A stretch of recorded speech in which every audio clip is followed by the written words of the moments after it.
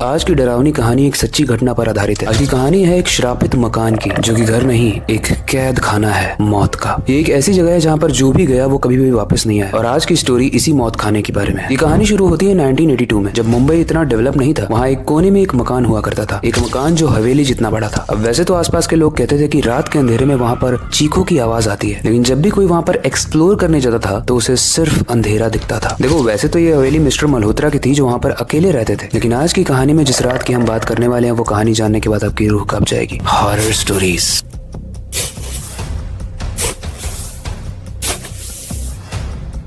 जिस रात की हम बात कर रहे हैं, उस रात के बाद मिस्टर मल्होत्रा जो अकेले उस हवेली में रहते थे, वो कभी भी वापस नहीं दिखे। उनकी प्रेजेंस भी महसूस नहीं हुई, और अगर कुछ महसूस हुआ तो वो था एक अजीब सी बदबू, एक ऐसी बदबू जो किसी मुर्दे के शरीर से आती है। वो बदबू इतनी तेज थी कि आसपास के पड़ोसी भी परेशान हो गए। परेशान होकर जब उन्होंने पुलिस को बुलाया और पुलिस ने जब उस दरवाजे को खोला, तो जो दृश्य था वो देखने के बाद सबके होश उड़ गए। वो देखते हैं कि मल्होत्रा जी का चेहरा बिस्तर पर पड़ा हुआ था, लेकिन सिर्फ उनका चेहरा, उनका शरीर कहीं भी नहीं था। ऐसा लग रहा था किसी ने उनका चेहरा चीर कर उनके शरीर से निकाल कर यहाँ फेंका। और इसी के साथ दरवाजों पर खून से लिखा हुआ था, मुझे और चाहिए। लेकिन कौन था ये? कहानी में एक ट्विस्ट आने वाला है, इसलिए ध्यान से सुनना। एक बूढ़ी औरत जो हवेली के पास रहती थी, उसी हवेली जिसमें मिस्टर मल्होत्रा रहते थे, उसने पुलिस से कहा, ये पहली बार नहीं हुआ है, इस घर ने पहले भी लोगों को निगल लिया है, तुम सब भी चले जाओ वरना वो तुम्हें भी ले जाएंगे। लेकिन किसी ने भी उसकी बात नहीं मानी। ऐसे में पुलिस ने केस क्लोज कर दिया। देखो, बुढ़िया ने तो जो बात कही वो कही, लेकिन पुलिस को कोई भी एविडेंस नहीं मिला, जिसकी वजह से पुलिस ने इस केस को क्लोज कर दिया। लेकिन उसके बाद भी लोगों का ये मानना था कि वो मौत नॉर्मल तो नहीं थी, क्योंकि ऑब्वियसली हम नॉर्मली नहीं देखते हैं कि किसी का चेहरा पड़ा हुआ है बेड पे और उसके शरीर का पता ही नहीं है। लोगों का मानना था हो सकता है ये कोई शक्ति थी, कोई आत्मा था जो बदला ले रहा था, या फिर कोई इंसान जो इस तरह की डरावनी हरकत कर रहा था, कोई क्रिमिनल में भी। लेकिन जब शोर इतना ज्यादा उठ गया था तो एक जर्नलिस्ट आया यहाँ पर इंस्पेक्शन करने के लिए। उसका नाम था रोहित। वो इस मिस्ट्री को सॉल्व करने के लिए उस हवेली के वापस अंदर जाने लगा, लेकिन लोगों ने उसे बताया था कि यहाँ पर मत जाओ क्योंकि ये हवेली लोगों को निगल जाता है। रोहित ने उन लोगों की बात नहीं मानी और वो अंदर चला गया। रोहित जैसे दरवाजा खोलता है, दरवाजा तो अपने आप खुल जाता है, बट अंदर एक अजीब सी ठंडक थी, एक अजीब सी घुटन टाइप की उसे फील हुई, जैसे बहुत अजीब सी स्मेल आई हो उसे। हो सकता है ये स्मेल वही हो जिसके बाद लोगों को इस हवेली के बारे में पता चला, यानी मिस्टर मल्होत्रा के चेहरे की स्मेल। रोहित ने हवेली के अंदर जाते ही टॉर्च जलाई, क्योंकि अंधेरा काफी था। लेकिन जैसे ही टॉर्च जलती है, सामने शीशा था। लेकिन स्ट्रेंज बात यह है कि शीशे में रिफ्लेक्शन कोई भी नहीं था। मतलब ऐसा शीशा जिसके सामने अगर आप खड़े हो जाओ तो आप ही ना दिखो। जब तक वो इस शीशे वाले जादू को देख रहा था, एक अजीब सी डरावनी आवाज आती है कि अब तू भी यहीं पर रुकेगा। रोहित को ये चीज स्ट्रेंज लगती है, तो वो सोचता है अब निकलते हैं यहाँ से, बाद में आएंगे। जब वो दरवाजे की तरफ वापस से भागता है तो दरवाजा बंद हो चुका था, मानो उस हवेली ने उसको कैद कर लिया। दरवाजों पर खून से कुछ शब्द लिखे थे, एक और इस टाइप का, यानी उसे और खून चाहिए। सारे दरवाजे बंद हो चुके थे, तभी उसे हंसी की आवाज आ रही थी, लेकिन उसे कोई दिख नहीं रहा था। लेकिन तभी अचानक से एक चौकीदार उस हवेली के अंदर आता है और रोहित को वहां से बाहर निकलता है। और वो चौकीदार उसे पूरी कहानी सुनाता है और बोलता है कि जब लोगों ने बोला था कि आप अंदर मत जाओ तो आप अंदर क्यों गए? रोहित बोलता है, मैं एक्सप्लोर करना चाहता था। चौकीदार बोलता है कि ये एक्सप्लोर करने की जगह नहीं है। चौकीदार रोहित को इस हवेली की कहानी बताता है। वो बताता है कि दरअसल 100 साल पहले जब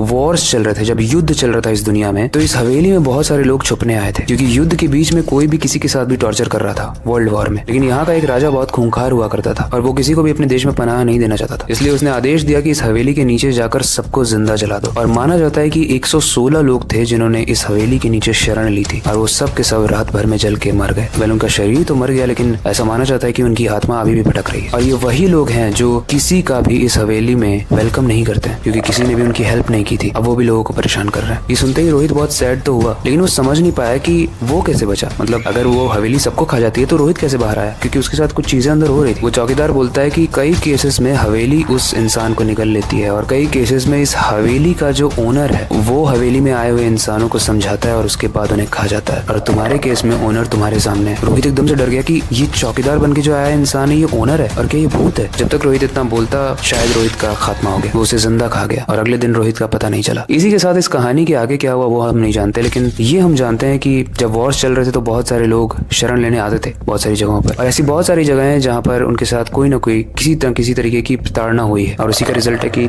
हमारे देश भर में ऐसे बहुत सारी जगहें हैं जो हॉन्टेड हैं। और वैसे ही लिस्ट पर मैं रिसर्च कर रहा हूँ कि कौन सी ऐसी स्टोरीज है जिसकी वजह से वो भूत या वो जगह हॉन्टेड बनी, जो कि आने वाले एपिसोड्स में आपको दिखेंगी भी। बहुत इंटरेस्टिंग है, मेरे लैपटॉप स्क्रीन पे भी दिख रहा है। बट ये स्टोरी आपको कैसी लगी आप कमेंट सेक्शन में जरूर बताना। इससे रिलेटेड कोई भी फीडबैक हो, आपके पास कोई सजेशन है, वो भी आप हमें कमेंट सेक्शन में दे सकते हो। इसके अलावा वक्त आ चुका है इस वीडियो को एंड करने का और नई वीडियो पर काम शुरू करने का। लेकिन जाने से पहले बस एक ही चीज कहना चाहूंगा, अपनी क्यूरियोसिटी को डाय मत होने देना, नई चीजें सीखते रहना, अपने बेड के नीचे और खिड़की के बाहर जरूर देख लेना। मिलते हैं अगली वीडियो में।